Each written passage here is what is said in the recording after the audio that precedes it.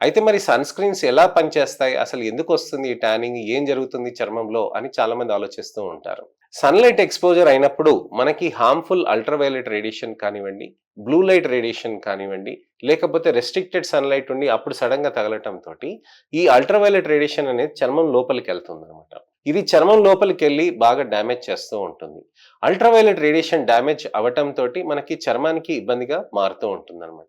So, ఈ విధంగా అవుతున్న దానికి సన్ స్క్రీన్ అనేది బాగా ప్రొటెక్షన్ చేస్తుంది. ఎలా మనకి అల్ట్రావైలెట్ రేడియేషన్ అనేది చర్మంలో పైన పొరలోంచి మనకి కింద పొరలోకి ఎళ్తుందనమాట. ఎపిడర్మిస్, డెర్మిస్ అని అంటారు.